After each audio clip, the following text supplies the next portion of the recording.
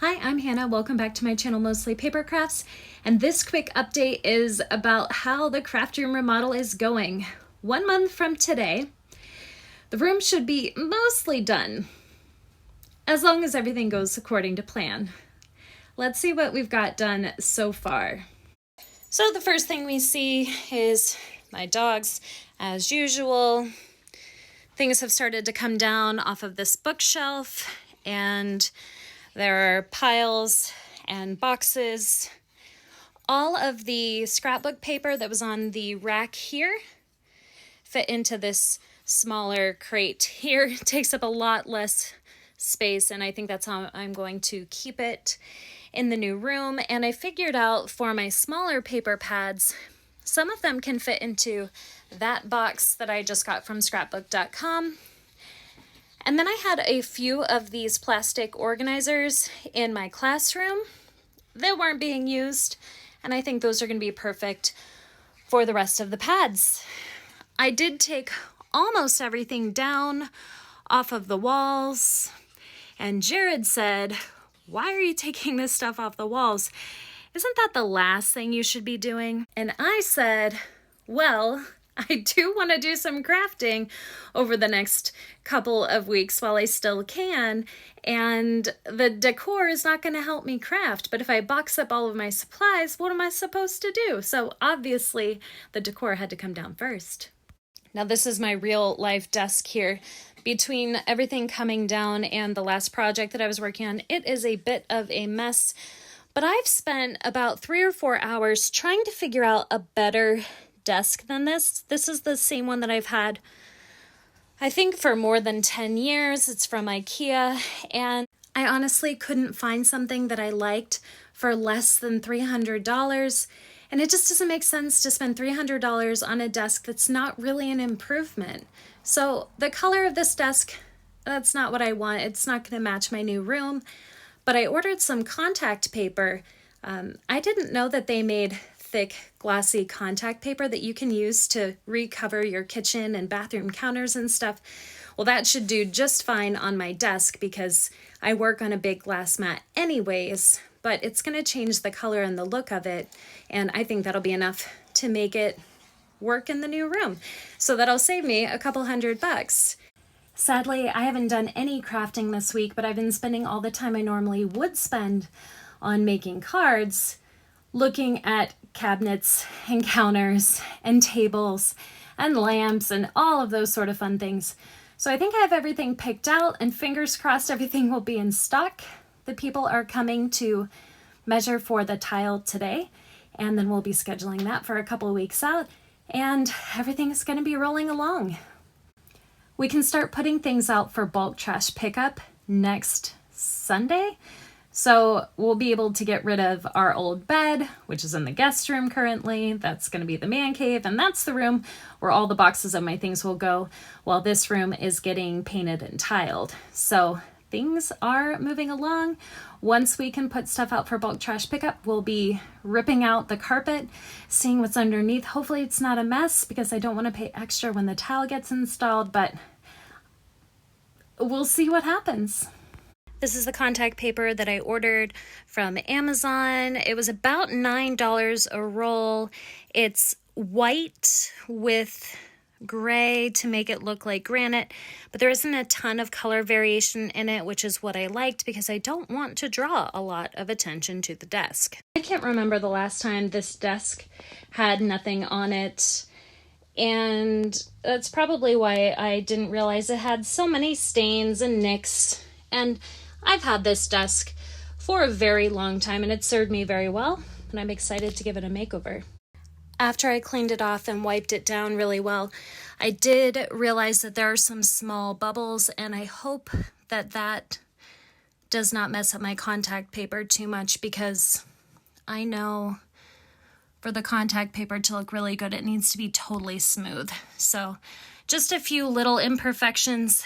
We'll see how it goes. The next thing I needed to do is decide if I want to try to put the contact paper long ways or short ways. I think that long ways would probably look better, but I think it's going to be easier for me to line it up if I'm going the shorter direction the width of the table instead of the length of it. I pulled one of the rolls out so I could get an idea of what it's going to look like, and I think this is going to be pretty neat. The first strip is down, and I was able to get it really smooth just by using my hand, and also I did use the ruler around the corners, but it looks pretty good. Now, I did not do a perfect job, and you can see a little bit of the wood there on that corner, so that worries me a little bit that it's going to be hard to line up the next few pieces. But we'll see how it goes. I think I'm going to cut them and then start in the middle and work out to the sides. I think that'll be better. Well, the second row is on now, and I regret my choice to do the strips this way because I'm going to have 3 visible seams instead of just 1. So even though I do think it's going to be easier for me to lay down the pieces like this, the visible seams is not super appealing to me. But what I want to keep in mind is I'm going to have this big glass mat over the middle of the table, so I'm not going to see most of that anyway. And when has my desk ever completely cleared off? Let's be honest, basically never. So here we can see what it'll look like with the mat. And I don't know what I was talking about when I said I was going to start in the middle and smooth out toward the ends. That definitely is not a thing. You cannot start at the middle of the contact paper and work out to the ends because it's going to stick to everything. You have to start at one end and then work your way across. I don't know why I thought it would work another way, but it doesn't. I'm looking at it again, and I don't think that I'm going to like having 3 of these seams. So I'm going to pull up what I did, and I bought plenty of extra. So I'm going to pull up what I did, and I'm going to start over, and I'm going to go lengthwise. All right, it's almost like nothing happened. That contact paper pulled up very easily, and now it's time to try again. So disaster has struck. Maybe disaster is not the right word, but basically the first roll that I opened didn't have enough left in it to go all the way across. So open up the second roll, and the first piece goes all the way across, but the second piece definitely does not. And so I need to order another roll. And this is probably why people watch YouTube videos, so you can watch someone else work out all the kinks before you have to make those mistakes yourself.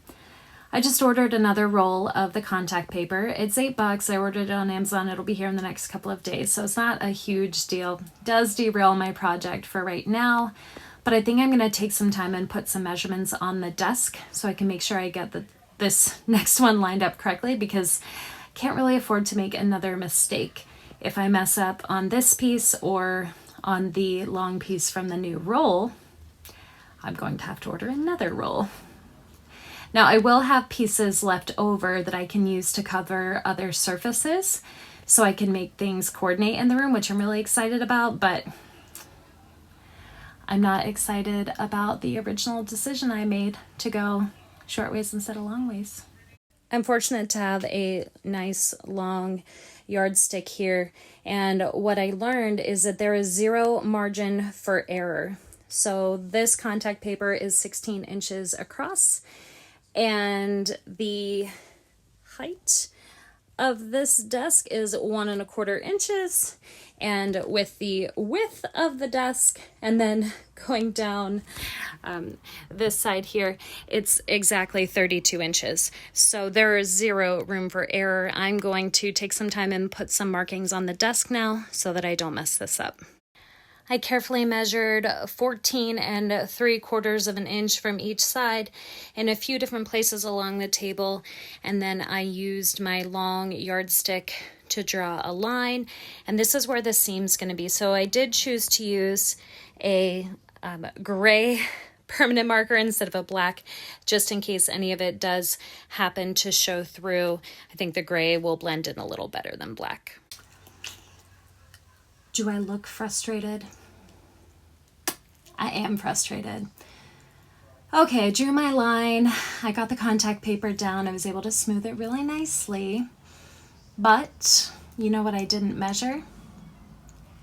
The contact paper.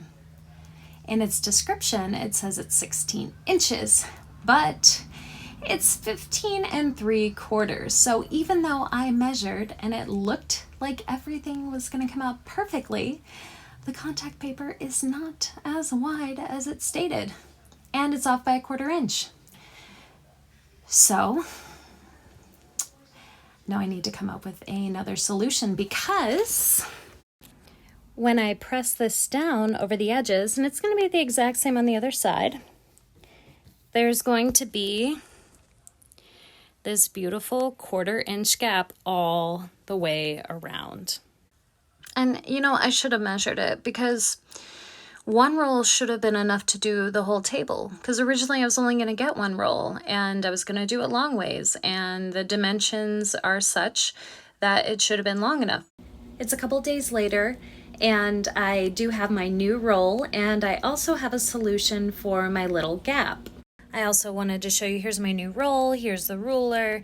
Clearly it says 16 inches and it's at 15 3/4. So, and this is my solution for the gap. This is 1/4 inch silver film adhesive, and so my plan is just to go around it with this silver chromey kind of look, and maybe it'll look like it was supposed to be that way. More annoyed face for you. This project did not go the way that I was planning. I would rate it 2 out of 5 stars. If it's something you're considering, I do have some suggestions for you, but if I had to do it all over again, probably wouldn't. So I'm going to show you what happened. Laying down the contact paper on this side, you can see where it meets, but it's a pretty nice straight seam, no big deal. It's a visible seam, but it's fine. And then somehow over here toward the end, there's a tiny gap. Very annoying, right? And so I pulled it up to try to fix it, and I ripped it. So now there's another gap. So we have this visible seam where you can see the table underneath, and a tear, a gap over here.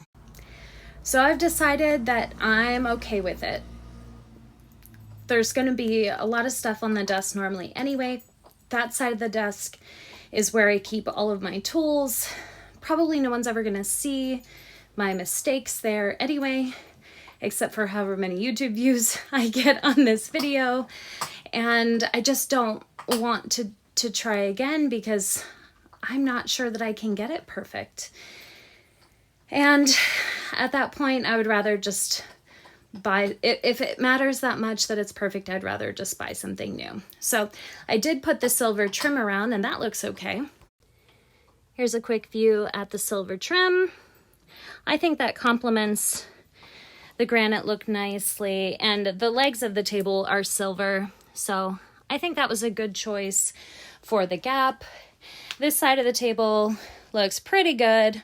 You know, there's a couple little bubbles from the imperfections, and then over here, most of this is going to be covered up anyways, and I'm just accepting it for what it is. All right, so for my tips for this project, number 1, measure the contact paper and make sure it's the actual dimensions that are listed before you start the project. Number 2, buy more contact paper that you're going to need, with the idea that if you have any left over, you could use it to cover another surface and have them coordinate.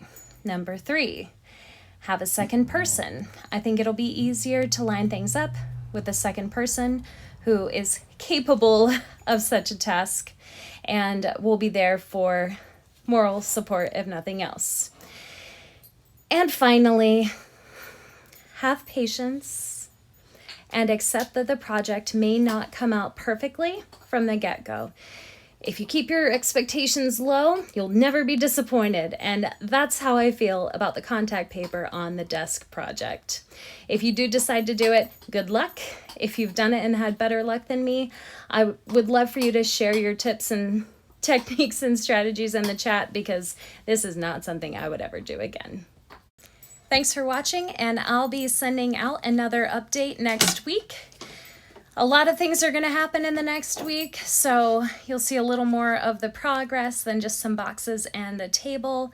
But I'm hoping to build a storage solution for my alcohol markers that can sit on my desk, and I've got a few more things up my sleeve. So until next time, go make something beautiful and really consider if you want to cover your desk with contact paper before you try it.